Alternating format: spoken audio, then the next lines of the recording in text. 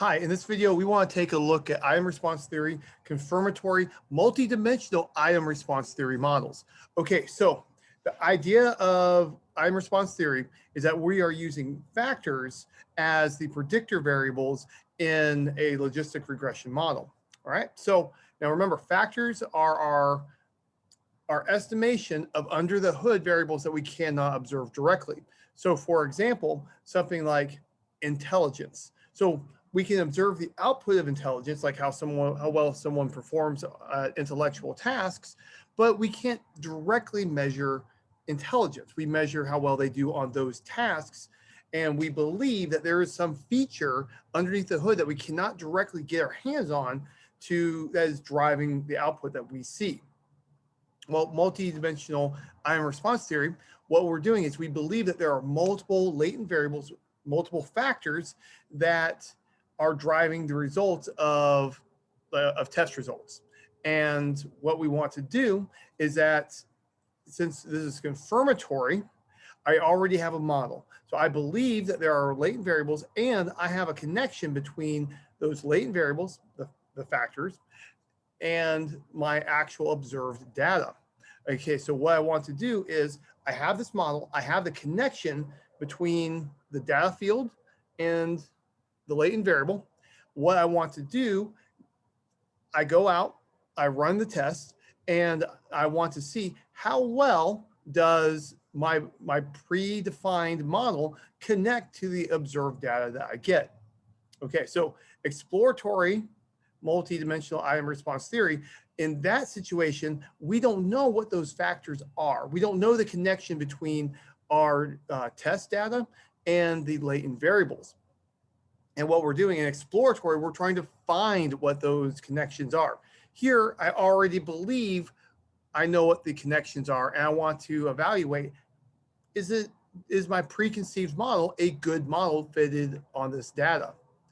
All right, so for this situation, oh, and something I need to back up and say is how we approach this is that for each of the items on my test, each question on the test, we have a logistic regression model, modeling, success, failure, or some other value, depending if there's like multiple levels of evaluation. But think of it from like, correct, incorrect at first.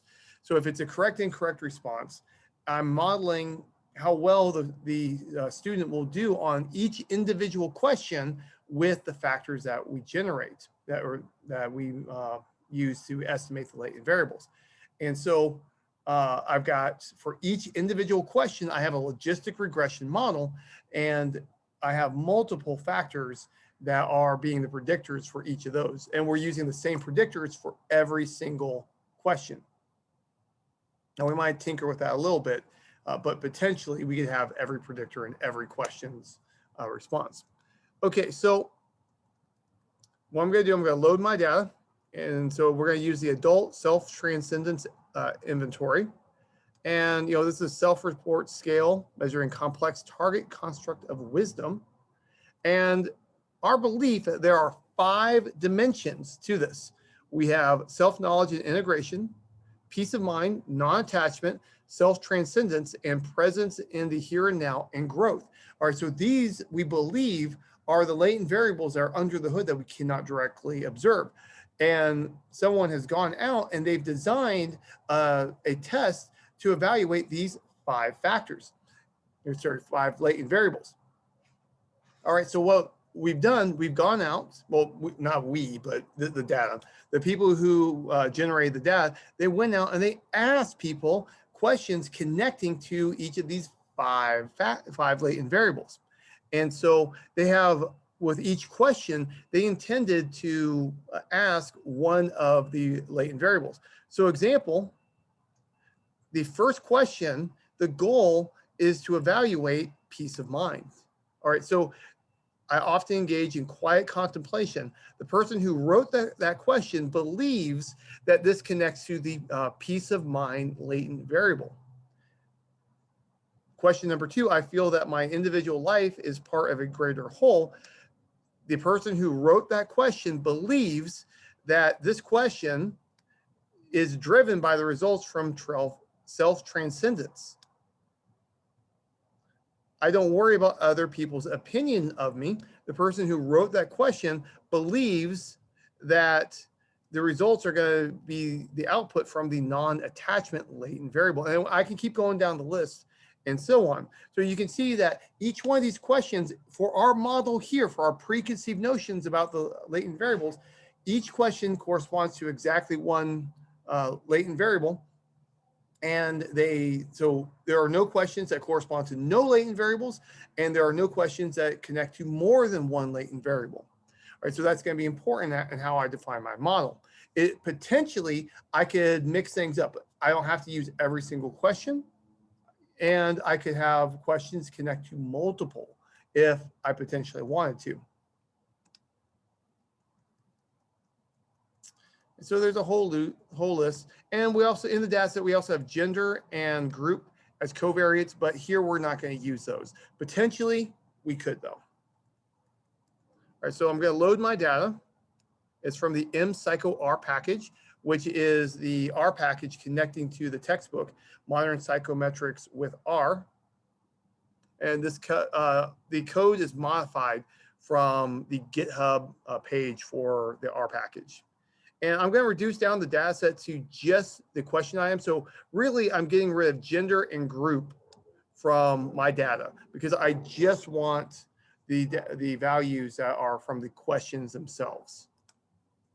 All right, so now at the start of the project, we had preconceived, there's a gnat in my eye. We had, at the start of the project, we had a preconceived idea of how each question connects to the different latent variables. All right, so what we're going to do is we're going to say that columns 10, 19, 20, and 21 connect to SI. Columns 1, 5, 9, 22 connect to PM. Columns 3, 6, 8, 12 connect to non-attachment, and so on. Now, our covariance is going to be proportional, or going to be the output from the product of all of our latent variables. Okay, so this is our model. Now, something that's interesting about this is I could have deleted a column if I wanted to remove a question from consideration. Also, if I wanted to, I could have had a column appearing in multiple latent variables, but we choose not to in this one. All right, so let's go ahead and fit the model. So here, so we defined what the model was. I'm passing that from the previous code chunk in here. It's a graded item type, and this is our method of fitting. So, and here verbose just says, don't give me the output from each iteration. So it goes through quite a few iterations for this because there are a lot of logistic regression fitting aspects. And so verbose just keeps it so it doesn't spit out all this gunk at me. If I want to make sure that I have a good model fit, I need to look at my iterations. Remember, if it takes a long time for a model to converge, that's a good sign that I have bad model structure. And of course, here's my data without gender, without group, just the questions. All right, so now let's go ahead and evaluate the fit of the data to the model, or the model to the data, however you want to look at it. So here I can run ANOVA. Now, something you'll notice, if you're familiar with R, usually I don't need to specify a package. Now, for the vast majority of the cases, if I'm using a method, that means that I just call the function and I don't need to have the corresponding package be active. Well, with the MERT package, there's an exception to this. So if I want to run a method function on something from the MERT package, I need to actually call MERT. And it works out exactly how I want to. I don't load packages if I can avoid it because I like to prevent package confusion. All right, and so we see our AIC, our BIC, and our log likelihood. Here we get our M2 statistics, p-value of 0. And so this is coming from the M2 test. So this is the ratio of the observed to expected. So we see that the expected, so the model's expectation and the actual observed deviate quite a bit from each other. And here, if I use print or show, it'll give me the same result. I couldn't see a difference. I didn't actually dig into the structure statement to see what the difference is, but these give very similar output for the models that we have here. And so we can look through and evaluate what's going on. Print and show from my eyes are the same. Now let's actually look at the results that we get.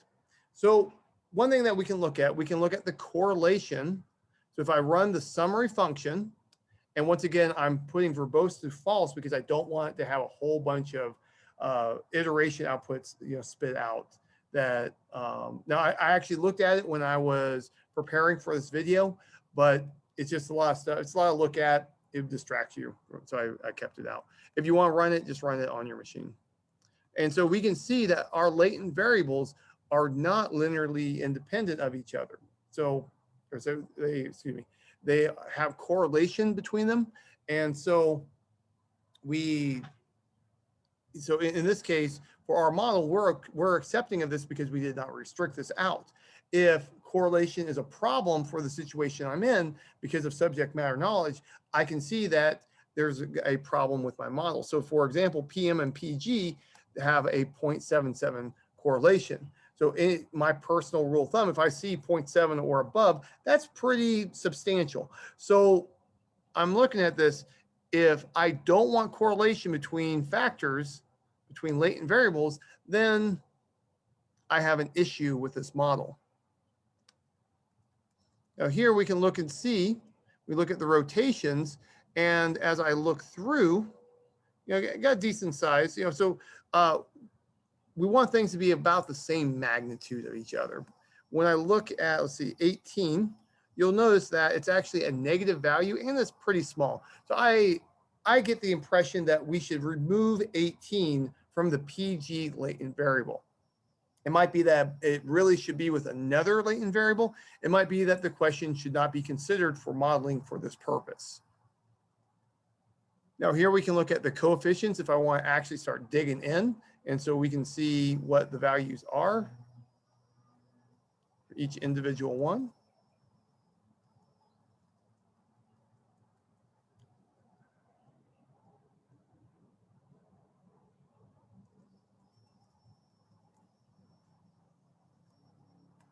And there are group parameters going on that I can check out also to get more insight into what's going on. So me personally, I feel like this is not a very good fitted model. And honestly, this is very consistent with the results that I've gotten when I've done this type of analysis on actual tests and surveys and questionnaires.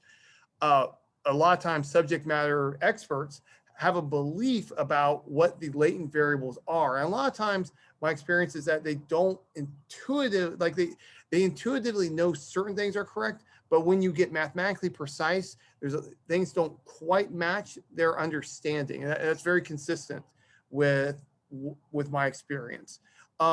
My opinion on all of your analysis, all of your conclusions is you have to consider the goal of the project. You have to consider your audience.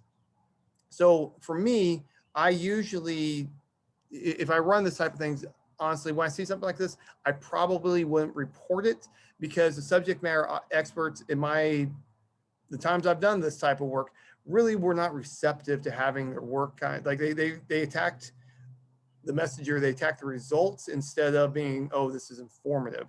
And it wasn't my goal to attack them. So I just kind of know what's going on. I try to say, hey, this question right here, this one looks just kind of weird compared to the rest. And I wouldn't I wouldn't present a whole bunch of math to them. I wouldn't talk to them about, this should be reworked this way. I try to just look at the big results and, and specify, hey, right here, you see how it looks this way? When you look at that, do you think this is the best result? And I try to get them to I try to guide them to the conclusion I want them to reach. That way they conclude that it's their idea. They make the adjustments that are necessary. And, ultimately I've done my job. I've gotten the test to be improved. I've got the model to be better. I just need to get buy-in. If you don't have buy-in on your analysis, you have nothing. You must get your audience to believe you. You must get your audience to accept your results. If you're not going to go through that, don't bother doing the analysis. It's not going to help anybody. So now if it's just for you, you can do all you want and keep it like close to the vest, you know, like you're playing poker close to the vest, and not share with anybody. But then what really is the point? You know, if the goal is to try and to improve tests for like future iterations, to improve question writing down the road. So that's how I usually use this type of analysis. I think it's very useful. It's very helpful. A lot of times the inferences that I conclude are that the groupings from subject matter knowledge is not as validated as you would expect it to be. But you know, data is what data is. We just kind of accept it, move on, go to the next analysis. Well, this is all I've got for you. Take care and goodbye.